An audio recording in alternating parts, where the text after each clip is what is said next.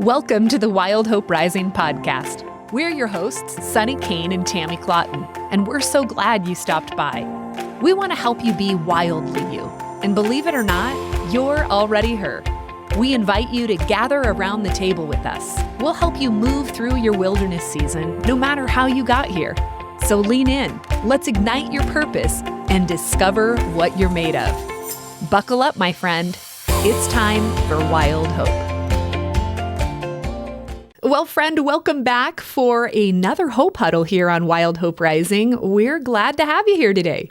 We sure are. Thank you so much for joining us. We know that you have lots of different options that you could be doing today, whether you're working or hanging out with your family or out doing whatever you do. And we do not take it lightly that you tune in and join us here so that we can have this Hope Huddle together. Yeah. And if you are new here, let me tell you what a Hope Huddle is, the way we kind of view that. We're not saying it because we're like these sports chicks. We're saying it. In fact, I'm not. Are you a sports chick at all, Tammy? Oh, there's some that I watch, but I'm more of an athlete myself. I like to do things, athletic things, but not like a basketball like sports fan. Like a football team. I did play basketball. Oh, yeah. Okay. Yeah. Okay, in sports, this is the funny thing. So I was on, in my family growing up, my aunt and uncle took care of me for a lot of years. And my uncle felt like it was really important that we be a part of a sport, right? And so I went out first for the volleyball team, and I lived in a small enough town. Sports weren't as competitive back then, but I went out for the volleyball team and I nailed it. I got the manager spot. Wow. Good job. I can see that. I was like, manager. And then I went out for track, and I loved track only because I loved traveling to all of the things. And I did discus and shot put. Oh. And it doesn't really matter how far you throw, you just throw. And, right. Also was not very good at it. You're not going to get me running fast, at least.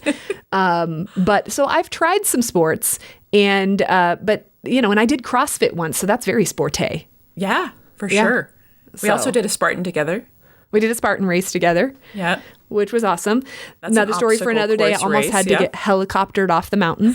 And I literally thought I was going to die. The worst part is, ladies, of this Spartan race that Tammy and I did, honestly, it was not even into many of the obstacles yet. The obstacle was just a giant hill. That's where I thought I was going to die. Yeah, so, for sure. So now Tammy's more athletic than I am, but friends, but back to the Hope Huddle. We imagine, I love the picture of a huddle because you see the football players all come together, and I just like to imagine it as huddling together around a truth. Now there's this for a game plan, right? I imagine figuring out the plays of the game. But every football player, after they have huddled together, has to go out and play the game. Right? Yes. And so like that picture, ladies, we're huddled together today. Tammy and I are going to talk about some things that we hope we're going to bring something that is common ground. I've never met a person that hasn't encountered what we're talking about today. Right. But we're coming in. We're naming that common ground because we're playing a common game called life. And in that, our prayer is always that in this huddle, you will find a little bit of hope, and that you will go out onto the field of your own life. Yes. And you will take a new step. That's what a Hope Huddle is. And so welcome to this week's Hope Huddle. And at the end of the time, we're going to say break. Yeah, right? Ready, break. Yeah, exactly. What's funny is when I'm editing these, the transcription that comes up with our voices always says Hope Puddle. And I'm like, it's sometimes sometimes we are in a puddle, right? Because it leaves us in a puddle. So either way, if either one of those are your things, you're in the right spot. So what we want to talk about today is, have you ever gone and you're all in to make a new decision to move forward? Whether that is, and we could define this a ton of different ways. If you're moving forward to take a step towards a career change, or you're moving forward to pursue deeper relationship, or you're moving forward with an exercise plan, or, or you're doing a 180. and doing something completely different, or you feel like God is asking you to do something completely different, and you're like, oh no. But nonetheless, you're going. You've made the decision. And suddenly, after you made the decision, after you were all in, after you had the plan, you hit resistance. And I don't know about you, Sunny, but sometimes I hit resistance before the plan. okay. I hear the message from God, a prompting from him, or I have an idea that is something else that I need to be doing. And then I hit resistance first to even having the plan. Okay, yeah. I mean, I think it's because I am such a planner. Yeah. For me, I easily go to the plan because I find, joy. I'm a planner geek. So if I can plan and build a structure, the problem is I get stuck in building the plan rather than moving into it and allowing it to help me to take flight. But you're right. I mean, I think a lot of people never move to the plan. So resistance is what we want to name today. First of all, let's normalize that. Sometimes we believe that we are the only ones that are experiencing it. Like, why do I do this to myself? And now what was once resistance is now shame. And the picture I always hold in my mind is we wonder why we can't move forward when we're trying to go for a jog with boxing gloves on. Oh, unpack that. Imagine the picture. If you were to drive down the road and watch somebody going for a jog, they're wearing boxing gloves and simultaneously beating themselves up while they're trying to run forward. Well, you would probably not be able to have forward movement while you're also having a boxing match. And so I just think that oftentimes some of that resistance it becomes a battle of beating ourselves up and the voices that are spinning in our heads. But I mean, let's talk about what is resistance. Sorry, I had a picture that came to my mind. You usually have the songs. Okay. But all I could hear is na na na na na na. Oh, from the old Rockies movie where he's running with boxing gloves on. And it's the dissonance. Think of that. You've got that song, dun-dun-dun, dun-dun-dun. You're running while also at the same time you hear like, and so you're like, wait a minute, which song is it? And you get confused. You get stuck. So, but if you were to try to name what resistance is, what do you think it is, Tammy? I think it is those moments that we either have self-doubt or we want to do this thing, but we can't quite move forward because there's a fear, a self-doubt, some kind of, just like when you try to move your body, on, let's say the carpet or something like that, right? You get more resistance than if you were on a hardwood floor. Oh, yeah. You can move really easy on a hardwood floor, but you try to do it on the same movement on a carpet and you get that resistance. Right. Like it's a sense of drag. Right. Yeah. You down. You can't move as freely. So those are things that I think of. How about you? And I think resistance, first of all, it's normal. I hope you hear that. I know I already said that, but I wanted to just to say that again because I started wondering this morning if resistance is, while it's a lot of other things, is resistance also temptation? Ooh, that's a good thought. I sure think it can be. When you think of temptation in and of itself, you're usually, especially because where I come from is as a Christ follower, when I think of temptation, I think of something that comes into my path to take me off track of the woman I want to be, someone who follows after Christ. Or maybe I'm trying to take a step of obedience. That's my forward movement. Right. And temptation comes in to distract me from the mission of walking in obedience with Christ. So I think resistance could be also named temptation sometimes, right? Yeah. And the reason I like framing it that way is resistance doesn't have to have the authority. Right? But most of us treat it like it's authority over temptation. So true. Right? But it like could the final authority. Yeah, like a final authority. And I can think of many times in my life where the resistance was calling the shots, like it was the authority in my life. Yeah. And I think for a lot of women out there, resistance fully is calling the shots. No matter what forward movement that they're taking or we're taking, I'll put myself in that mix, we run into the same resistance every time, even though the goal is different. Yeah. And that means it's calling the shots in our lives. So true. But what if it is a signal and not a stop, right? Like maybe we need to go, maybe it's a signal and it's not a stop. It's a habit that we have developed. Anything else that you would say what resistance is? Maybe there is that, like, leaning on our own strength sometimes, can be resistance too. And so I think that I have to muster up the strength, the courage, and I don't have the energy for it. And so that can also be a form of resistance. And what if resistance, I don't quite know what to name it, what I'm trying to say here, but follow me, ladies. Don't you think resistance actually is possibly pointing to what really matters to us? Oh. Because if you have a dream, I'll just go there. If you have a dream and you are invested into stepping into that dream, and if resistance is beginning to stop, it's like you have to expect it in the areas of, and I'll just go here, I'm going to, it's like where the enemy is trying to stop us. There is a warfare that wants me from stepping into the fullness of where God has been leading me. And so that resistance is actually pointing me towards like, I'm onto something here. You know what I mean? I do know what you mean. And I think that one disclaimer that I want to make before we head really into this conversation is to frame what Tammy and I are not talking about.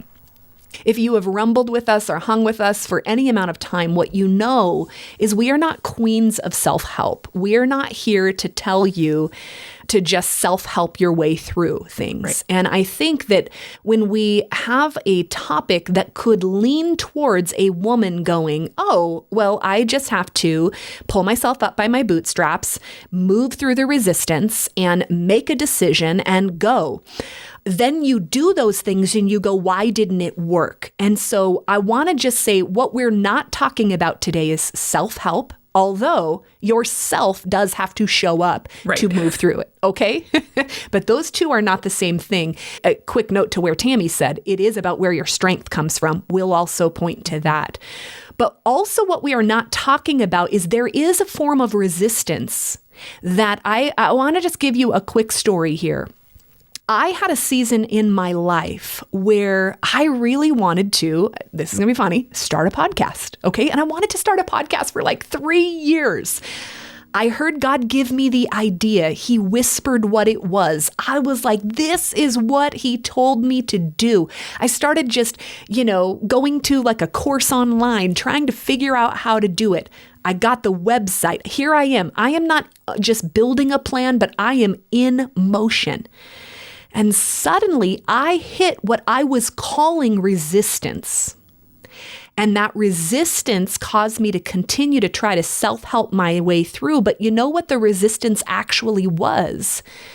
It was the Holy Spirit saying, not yet. Right. Okay. I kept trying to name it resistance, forcing my way through, right? Pushing my own, it's like it queued up striving in me. And what I should have known, what I should have known, I don't like shitting myself, but what I wish I would have known or identified in that season that Holy Spirit was actually saying, not yet, is the peace involved. Because when pressing forward was costing me peace, not to be confused with discomfort, okay? They are different. They are different. Very different. And I don't know because everybody feels peace a little bit different, but I think we know the difference. If you are to get honest with yourself right now, ladies, I think we know the difference between, do I have peace, but I'm afraid? Do I have peace, but I'm wrestling with doubt? Do I have peace, but it's moving me outside my comfort zone? And in that season for me, Tammy, I actually didn't have fear. I felt completely confident to move forward. Right. I did have a plan. I didn't have any doubt. All of that. But then I felt a stop. I lost my peace and I kept moving forward. And it was very clear to me when God, fast forward, that resistance is what I was naming it. That pause lasted 3 years of me really trying to push. And then suddenly Tammy and I have a conversation and everything is like lock and load. Oh, here is where the podcast is. Now God is saying go. And I looked back in hindsight and went, oh my goodness, that was Holy Spirit. Right. So please hear that disclaimer. There is a form of resistance that you need to seek wisdom and ask God. If you are lacking wisdom, ask Him. Because we want to listen to the voice of the Holy Spirit. And we do not want to lose our peace in this process. So I just felt like that disclaimer had to be there. That's great. Before we go. 2, resistance can come from other people, right? External. And you're feeling that resistance from other people and learning how to distinguish what is God, what is myself, and what is them. And, do I push past what they're saying, or is that wisdom, or, their fears or their whatever, and so sometimes it does come from external as well. I know. No wonder we have so many thought bubbles. Yeah. I mean, no wonder we overthink. Is this God? Is this me? Is this Satan? Get behind me, Satan. Right. I mean, thank you, Jesus. I mean, So we're going to lead you into a conversation that might cue up your thought bubbles, but Right. Yes. Such is the head of a human being, right? So once again, resistance is a signal, not a stop, right? Yeah. I think that's an important thing to just keep saying. And to have in mind, yeah. So we thought it would be a little bit fun, and we're going to blow through these kind of fast because what we want you to identify before we talk about the fresh sound, we want you to identify how your personal resistance shows up. And we don't want you to just name it something like self-sabotage, because that's just the easy answer. And if you just name all of this self-sabotage, it ends in you putting those boxing gloves on. Let me just beat myself up about how I don't move forward. That's not really helpful. We're trying to take new ground in our lives. So Tammy and I thought it would be really fun to just help you maybe find the character of how resistance sounds in your head. So we thought, the character that you identify with the most, right? So this is fun. And when we're going through, paint a character in your mind, not just the words, but if it's a cartoon character or if it's a character from a movie, we want you to envision these as something that is coming alive to, the old angel devil on your shoulder kind of thing. Yeah. And if you were to think of, the angel being, this is the direction I want to head in, and it's trying to beckon me forward, invite me in. And the other voice is saying, are you sure you want to do that? Or whatever. This is what we're talking about. We're going to draw a picture of what that looks like. So let's dive into this. So what are the characters of resistance? Yes. The first one is the critic or the doubter. The critic, it was so funny when we were talking about this, that came to my mind is in Ratatouille, food critic, and he's judging everything, and everything is wrong, and nothing gets right at this fancy restaurant, right? And he gets the dish from what he does not know is a rat. So, and he loves it because the rat clued into what he would be most drawn to. And that was something that felt like home.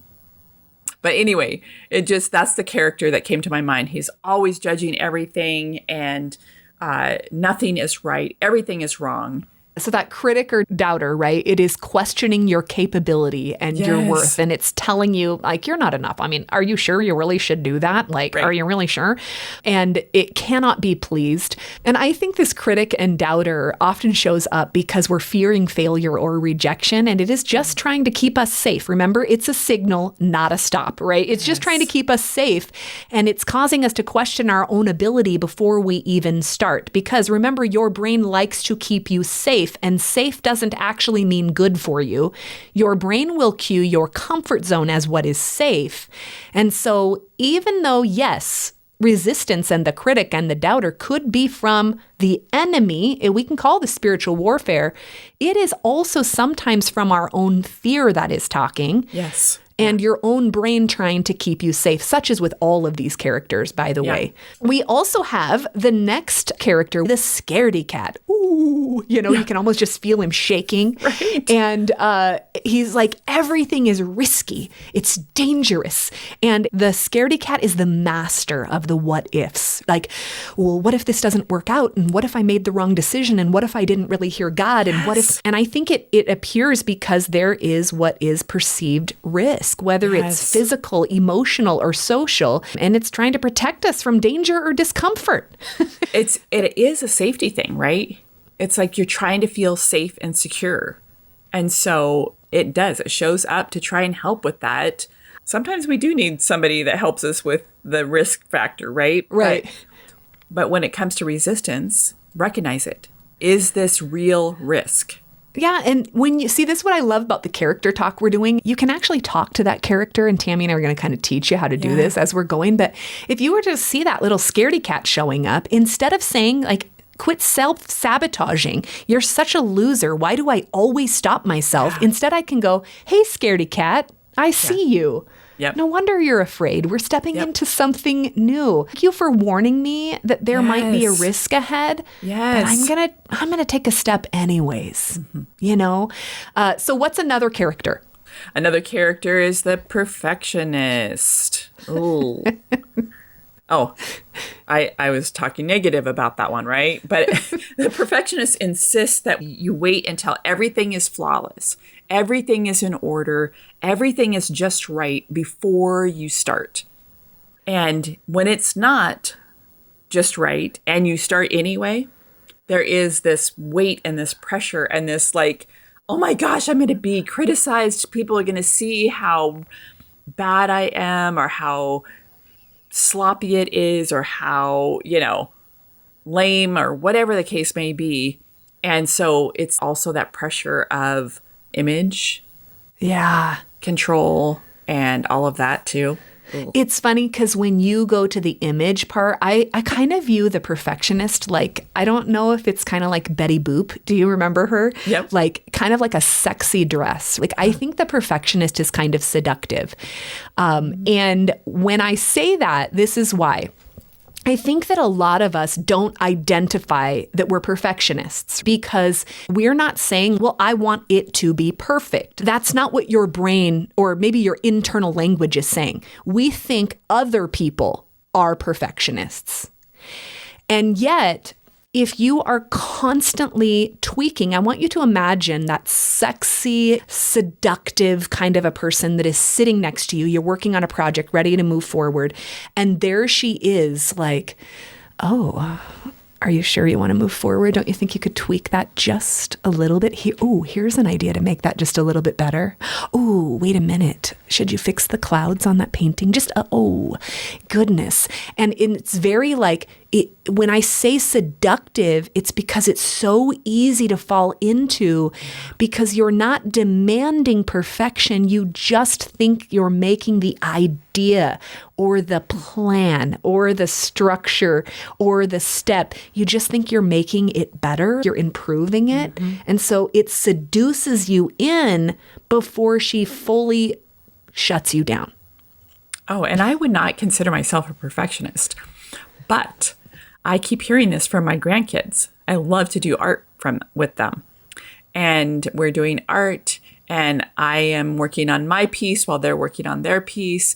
And I say something, don't always know what it is. And they're like, that's okay. It doesn't have to be perfect. And I'm like, I didn't say it had to be perfect, but whatever I was saying or doing or even sighing or it not working the way that I wanted, that's their response. I must have something in me that is communicating that.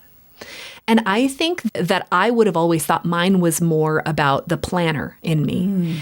But this shows up big time when our family is getting ready to go on a vacation. And my husband is very like, fly by the seam of his pants, let's get out of here. And he could jump in with one outfit and he might not even grab his toothbrush, right? Let's go. I need one pair of underwear and deodorant, And my mind goes to the lay of the land, right? Of, okay, once we get there, we're going to need this, we're going to need this. I start with planning, which just feels responsible. But then the perfectionist, that seductive place that I'm talking about, I start to almost feel a level of anxiety in the planning, right? And overthinking shows up with the perfectionist. And so I start it's that tweaking. It's continually planning. Everything has to fit. And I won't even know I'm there until I start recognize my husband feels really stressed now to what yesterday felt like let's grab our deodorant and my underwear and get out of here. And it's an adventure, kids. And so we have had this dynamic for every vacation. And I've always blamed my husband because he's the one that looks stressed. And I am just planning. I know. Oh my. Oh. So ouch. I stress my family and then they'll joke around the fire once we're finally to the thing. Like, mom just has to have everything perfect. And I'm like, really? I just thought I was being responsible. So hear this. That's why I said she is a seductress. You might not know you're wrestling with that as the voice of resistance because, maybe we should also call her the tweaker. She's a tweaker. Oh my gosh. I know. Funny story. I got to say it. Guys, so I started working for this radio station and the guy was telling me about all the different staff positions. And he said, and then these guys work from home and they're all tweakers. Well, I thought we were having a different kind of conversation. Do you know what I mean? I was like, wow, they hire tweakers in this place, which means, they must just believe in everybody, and they keep them at home. And they keep them at home because they're tweakers. And I was like, wow, so I have a whole different story in my head of tweakers, and that goes on for months. And finally, I'm like, well, I asked about the tweakers, and I said, do the tweakers have names? And he starts naming the people, and I was like, well, he doesn't seem like a tweaker to me. And he goes, oh, wait a minute, not like a drug tweaker. They're fixing the programs. I'm like, oh, an editor, So anyways, that is another way of saying some of these characters, right?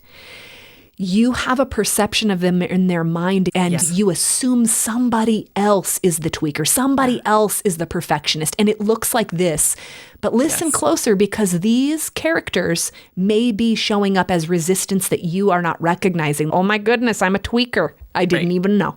How we should just share with them how we talk back to the sexy seductress of perfectionism. Yeah, what have we been saying? Yeah. So one of the things that we say together is done is better than perfect. And that is a discipline for both of us. It's not just that's good enough to move on. It is we don't need to tweak this one more time. Let's get it done. Because ladies, we want to get stuff into your hands that is helpful to you and not just sit here and tweak it over and over and over until it's just right. We would rather have it to you so that you can be living with it and rumbling with it and walking it out. Yeah. More than us looking perfect. Yeah. So take that one in your own life. Done is better than perfect, right? Imperfect action is still action. Okay. Mm-hmm. It is still forward movement. It is still taking new ground, even if it's not how you imagined it. Done is better than perfect. Yes. Okay. What's another character that talks when resistance shows up? Another one, unfortunately, I can relate to way too well. The procrastinator and the quitter. So that procrastinator is the one that says either I delay action because I'm probably not going to get it all right, or I feel the stress or the weight of it, and so I delay my action. Or I want to throw in the towel before it even starts. Or it started and it's not going the way that I expected. And so now it's like, I quit. I want to give up. And I like to say that God has worked out the quitter in me over years and years and years and years. So now so much to the point that I was just having a conversation with my husband about when I needed to quit something. And now I feel like, well, I can't quit because the quitter got worked out, And so then it's like, well, how do I quit now? And even if it's a good thing. I love that you're saying that, because here's the thing. When you start to learn to identify these voices, the more you identify them, the more you have victory. And now in Tammy's life, the quitter's voice doesn't work as much. So it's lost its power. And that's what we're trying to point you to. And I think for me, that the procrastinator is actually married to my self-sabotage. It really is. Yeah. And that's because for me, chaos was something I grew up in. I mean, constant chaos all the time. And so I joke, I thrive in chaos. So the procrastinator is not just resistance, but it's also a trauma response. And I just want to name that because I see that in a lot of people. Right. I'm procrastinating so that I can build my brain's comfort zone. Again, it's not good for me. My brain's safety zone is chaos. And I procrastinate so that I can jump into that. It's a trauma response from how I grew up. So that resistance, some of these could be your self-sabotage connected to past versions of yourself or past seasons you walked through and how you had to survive those seasons. Right. But even then, if I imagine it as a character, the procrastinator, I can say, hey, girl, I see you there. I know why you're procrastinating. Man, I remember that worked for you for a while. I am so proud of you for getting through the chaos that was your life. I am so proud of you for that. You protected me and carried me through a season. And then I get to say, I'm not there anymore. Thanks for keeping me safe back then. But right now, I want to take a step forward, right? I don't need to finish it all at once, but I am going to take a baby step right now. So either way, whether it is your self-sabotage or it's resistance, we talk back with kindness, and the character does help us to do that. Yeah. Yeah. I love that talk back with kindness, because so often, right, we try to judge it and we try to shame it and try to wish it away and all of that kind of stuff. But talking back with kindness shows that it did serve you at some point. And sometimes even now could feel like it serves you because you're not quite ready to let that part go. But it's that process of growing and learning how to, that was useful for a while. Because even the procrastination, right? Sometimes it's when something feels way too big. And so you're like, I'm putting it off. I tend to clean my house when I'm procrastinating from something else. It's rational. Your house felt dirty. But it felt dirty before. And all of a sudden it now is just has to be done, right? But part of that, even in that, cleaning my house helps me to think about and break down the problems. So I could judge myself, or I can say, while I'm doing this, think about this, process this. What's the next step? What's the next thing that needs to be done? All that, and then take the step. So it can serve you as well if you just recognize it. And isn't it funny? We're better at being kind to someone else than we often are to ourselves. So true. And that's another reason Tammy and I are encouraging you that you see these as characters, because you'll have a better time being able to have grace for that character that is showing up. Right? Even if that character is a version of you, the little girl inside of you, like I just mentioned, the chaos. So talk with kindness. And now there's other characters too. We're going to blow through here, girls. What others? So you had an interesting one. Yeah. Tell us The about historian. This next one. Yeah. The historian. Okay, there she is. She's got her glasses on her nose, pulled down. I'm the historian. And she is showing up to remind you of past failures. And she is warning you that history always repeats itself. Okay? So, are you really sure that you want to do this because you were hurt before the last time you stepped into this, or you fell down the last time you did this, right? She is a historian, and she's just pulling up all of the memories, scanning through her book, just looking for all of the places she can remind you of why this is a bad day or a bad idea. But remember why she came. It's a signal. It's not a stop sign. She's just trying to keep you from repeating pain. Okay, so thank you for trying to protect me from pain. That was then. This is now. Yeah. I can try it again. I can do it differently this time. So that one comes up a lot. Yeah. And by the way, all of these people, all of these voices, you could have all of them at the same time. Welcome to my brain. Okay. So who else? Oh, the next one is the people pleaser. This one prioritizes approval over obedience. Ouch. And yeah, this is an ouch. And she appears when you are fearful that you don't have the approval of others, that you want to gain the approval of others, when you're afraid of rejection or conflict or any of that. She prioritizes other people's comfort over your own progress. Mm-hmm. And she helps other people be obedient instead of herself. Yes. Yikes. Yeah. I think the people pleaser, what comes to mind, I don't know why like in the Roman days with the Roman like crown of, bushes on your head. You know what I'm talking Those about? leaves. Yes, I'm with you. The leaves. Okay. Keep Maybe going, not yeah. a whole bush. Okay. People are like, what is she talking about anyway? Okay. I had to do that to get myself where we at. But the people pleaser, see that. And the reason is I always go to Pontius Pilate, who it says, wanting to satisfy the crowd, he handed Jesus over to be crucified. That voice of the people pleaser, it called the shots. Yeah. Instead of what Pontius Pilate knew was truth. Yes. So we got to be careful with the people pleaser. Now, I'm not telling you every step you take, you're choosing to hand Jesus over, okay? But that's the picture I have in mind is the people pleaser. Like at the end of the day, the Rolling Stones had it right. You guys hear me say this often, but the crowd can't get no satisfaction. I can't get no, So true. Satisfaction, right? Though You I try cannot and I try and I try. Yep.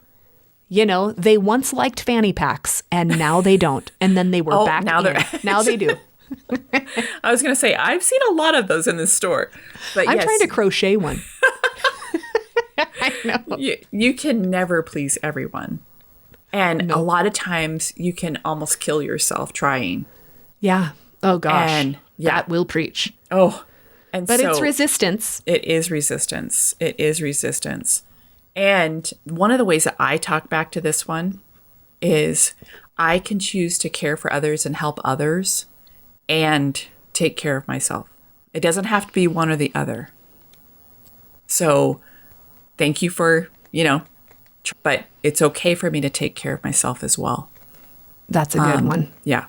I think the people pleaser one is one we probably all on some levels wrestle with, but we also have the overwhelmer, right? She's just so overwhelmed. And I think of her as a really productive project manager. And in it, she is handing out a gajillion tasks that come in the form of thought bubbles. And she is just throwing them at you as fast as she possibly can. And so your response to this taskmaster is, you are the one left crying and not able to breathe. But she doesn't come across as overwhelmed. She comes across as responsible and efficient and telling you everything you need to do, and you need to do it fast, and you need to do it now. That's a good That's how I see her. I mean, do you see the overwhelmer kind of like that? The picture that came to my mind is from the movie Inside Out 2. Okay. And anxiety. So anxiety starts out like that. This is what we need to do. This is what is next. And it just keeps coming and it starts building. And pretty soon she is going in a whirlwind because it is so overwhelming. And so, if you haven't seen Inside Out 2, that picture of anxiety fits this scenario. Yeah, that's a great picture too. Because I would say, sometimes my overwhelmer does show up like that. Yeah. And you can talk back to her too. You can even say something like, you know what? Thanks for all of that, right? All of the tasks that's coming up. Somebody like me always says, but I have to keep all the tasks in because these are responsible. These really are the to-do lists. And so I can honor the genius of my brain And I don't mean that in an egotistical way. Right. The fact that I can see all the details and the tasks, it is a gift. So I can spot my genius, brain dump it onto a piece of paper. Yes. Every single task that I thought of, it's all there. There's no sense of loss when I get to say, I'm just going to focus on one step, not everything at once. Yeah. Right? It's the attack of the thought bubbles, right? Just choose one. Usually it helps the rest of the thoughts move more freely about the cabin. So, and if it feels too overwhelming to put it on a piece of paper, speak it into your notes on your phone. Yes. Or I've got a dear friend who will call me and say, hey, you got 15 minutes for a brain dump session?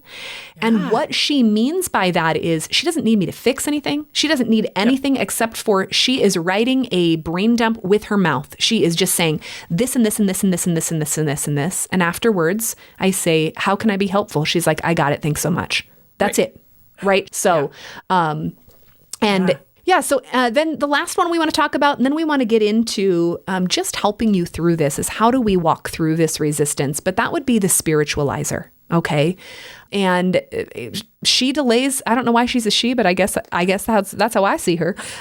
Spiritual Susie. Sorry if your name is Susie. I don't mean that. She is spiritual sassy pants, but she delays action by disguising avoidance as wisdom. Avoidance as wisdom. And I think she appears when we're trying to balance faith and timing and action. And it often disguises avoidance or doubt as waiting for God's direction. Like, I'm just waiting for God. I haven't heard him speak yet. So I'm just going to wait here. And we're actually paying lip service to that. We don't actually mean we're going to wait here. What we actually mean is I'm afraid to move forward and I'm going to call it wisdom and waiting. Man. These are some hard ones. I know. I never wrestle with them, though. These are all past tense. I never hear these voices anymore. Yes. Don't you think she also appears when there is like a whole bunch of conflicting ideas from other people? Like she has sought out the wisdom of all of these people. And now there's conflicting ideas of what she should do next. And so now it's like, I'm almost frozen in my tracks because too many voices, too much wise counsel. I love that picture, Tammy, because when we said kindness, can we honor the woman who sought wise counsel? Yeah. I mean, how beautiful that the heart is that there are a ton of options, a ton of ways to consider it. You pursued wise counsel, and you can talk back. And you can say, you know what? I trust God's timing and I'm going to move forward with the clarity I do have. Yes. Because it's easier to steer a moving car than it is a parked one, right? So I don't have to make every decision perfect. God, I'm going to trust that this one step is maybe the step to take. And if it's not, I have sought wise counsel. If you want to stop me, Lord, you're going to guide me. You're going to steer, say, turn right, not left. You're kind of going the wrong direction. Yeah. Can I trust that? But it's moving. You got to make a decision in spite of it. So we kind of have modeled some of this, but the reason we want you to begin identifying it is we're asking you to not see this voice of resistance as you. Okay?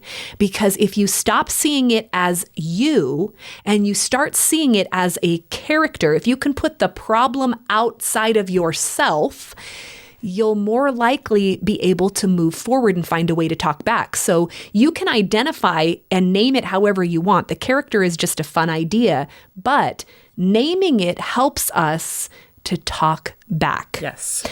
And we had a great conversation about this today. We've shown you some samples of how to talk back. But Tammy, if you were to say, how do we talk back to resistance? What came to your mind when I brought that question to you? So, yeah, when we were talking about it, it really made me think about maybe some things that needed to be displaced in our life, right? Mm-hmm. Like fear or worry, those kinds of things are really tangible. And so when we're talking back, it's like, no, you no longer have that place in my life. I can set you over here and seek God's truth and his wisdom and Sometimes I need to hear that from other people to help me to displace that fear, that resistance, and move in the truth that I now know. So it's not the shot caller in your life. Right. Yeah, so we also had this conversation about sometimes what needs to be displaced is our own comfort zone. Oh. And our ability to create escape routes out of any discomfort that you might be experiencing. Whoa, I got to run away. Right. I'm going to run. I have to run. And new ground often means that you have to run toward something and not run away from it. Yes. Or run back to it. Yes. Yes. So, and then we thought of this that we just wanted to share with you today when we were having this conversation of how do we, like, where does the Lord show us this? And I mean, I think so much of the scriptures are really Jesus talking back to our fear. He reminds us who he is. Whenever he is talking to fear, he reminds us that he is with us. He will also often remind us of who we are in the midst of that. Rather than believing what is cycling through our head, he brings us to a level of truth to rest on. And that made my mind go to Psalm 23, whether you've ever heard it or not. I mean, it's people read it at a lot of, funerals, but it's that whole, the Lord is my shepherd, I shall not want, right?